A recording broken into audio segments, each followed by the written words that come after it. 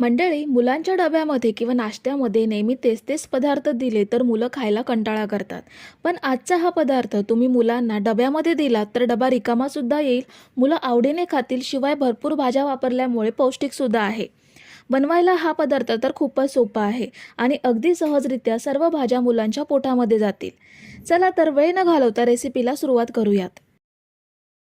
तर सर्वात आधी आपण एका मिक्सिंग बाउलमध्ये 4 उकडलेले बटाटे घेऊयात. बटाटे मी उकडून कुस्करून घेतलेत. किसलेला गाजर मी अर्धी वाटी एवढा घेतलाय. पाव वाटी उकडलेले मटार घेऊयात. अर्धी वाटी मक्याचे दाणे उकडून घेतलेत. अर्धी वाटी शिमला मिरची बारीक कापून घ्यायची आहे. त्याच सोबत बारीक चिरलेला कांदा सुद्धा अर्धी वाटी एवढा घेऊयात. आता यामध्ये आपल्याला 1 इंच किसलेलं आलं घ्यायचं आहे किंवा आल्याची पेस्ट असेल तर ती सुद्धा तुम्ही ह्याऐवजी घेऊ शकता. 2 हिरव्या मिरच्या बारीक कापून घ्यायच्या आहेत. पाव चमचा हळद घेऊयात. 1 चमचा लाल मिरची पावडर घ्यायची आहे. हिरव्या मिरच्या सुद्धा वापरल्या त्यामुळे मसाल्यांचं प्रमाण तुमच्या आवडीनुसार कमी जास्त करू शकता. अर्धा चमचा धने पावडर घेऊयात आणि त्याचसोबत अर्धा चमचा जिरे पावडर सुद्धा घ्यायची आहे. अर्धा चमचा चाट मसाला घेऊयात, यामुळे नाश्त्याची चव अजून वाढेल. अर्धा चमचा गरम मसाला घेऊयात. 1 चमचा लिंबाचा रस घ्यायचा आहे. आता या साहित्याला बाइंडिंग येण्यासाठी 2 चमचे कॉर्नफ्लोअर घ्यायचा आहे. कॉर्नफ्लोअरऐवजी तांदळाचं पीठ सुद्धा घेऊ शकता. हे मिश्रण भाज्यांमुळे ओलसर होण्याची शक्यता असते, तर ते कोरडं राहण्यासाठी आपण यामध्ये 1 वाटी भिजवून घेतलेले पोहे ॲड करूयात. पोह्यांमुळे नाश्ता अजून पौष्टिक बनेल. पाव वाटी कोथिंबीर स्वच्छ धुवून बारीक चिरून घ्यायची आहे. चवीनुसार मी इथे अर्धा चमचा मीठ घेते. आता हे सगळं साहित्य छान एकजीव करून घेऊयात.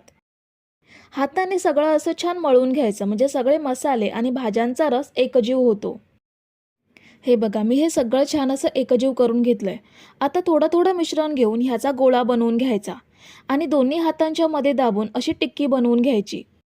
याचप्रमाणे आपण सर्व मिश्रणाच्या टिक्की बनवून घेऊयात.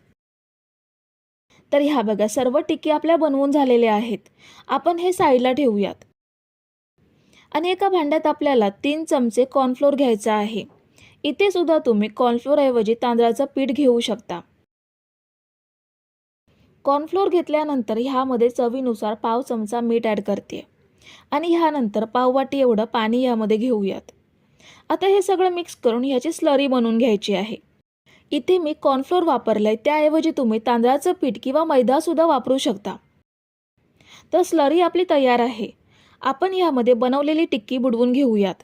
स्लरी सोबत मी इथे ब्रेडचा चुरा म्हणजे ब्रेड क्रम्स घेतलेत.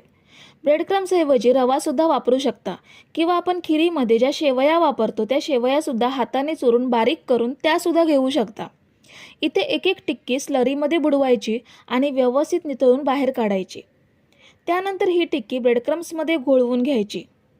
ही बघा, ब्रेडक्रम्समध्ये ह्या पद्धतीने कोट करून घ्यायची. सगळ्या टिक्की आपण अशाच बनवून घेऊयात. तर इथे मी 7 टिक्की बनवून घेतल्या आहेत.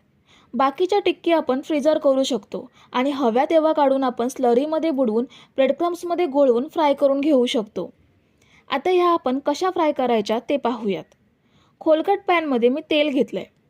तेल चांगलं गरम झालंय. तेल गरम झाल्यानंतर ह्यामध्ये टिक्की सोडूयात. सुरुवातीला यांना अजिबात चमचा लावायचा नाहीये. तेलामध्ये यांना सेट होऊ द्यायचं. 2 मिनिटांनी आपण या परतून घेऊयात. हे बघा, छान हलका सोनेरी रंग आलाय. पुन्हा आपण या दुसऱ्या साईडने सोनेरी रंगात तळून घेऊयात. तर मी या टिक्की किंवा आपण यांना व्हेजिटेबल कटलेट सुद्धा म्हणू शकतो, मस्त अशा सोनेरी रंगात तळून घेतल्या आहेत. खूप छान कुरकुरीत दिसत आहेत. आपण यात तेल नितळून काढून घेऊयात आणि शिल्लक कटलेट सुद्धा आपण असेच फ्राय करून घेणार आहोत. तर मी हे कटलेट फ्राय करून घेतलेत. खूप छान कुरकुरीत झालेत. चवीला सुद्धा अप्रतिम लागतात, त्यामुळे मुलं सुद्धा अगदी आवडीने खातात. मुलांना डब्याला द्यायला किंवा नाश्त्याला बनवण्यासाठी सुद्धा हा मस्त पौष्टिक प्रकार आहे. तर मंडळी, रेसिपी कशी वाटली हे कमेंट करून नक्की सांगा आणि व्हिडिओला न विसरता लाईक करा. रेसिपी तुमच्या मित्रमैत्रिणींसोबत शेअर करा आणि चॅनलला सबस्क्राईब केलं नसेल तर लगेच सबस्क्राईब करून घ्या. थँक्यू.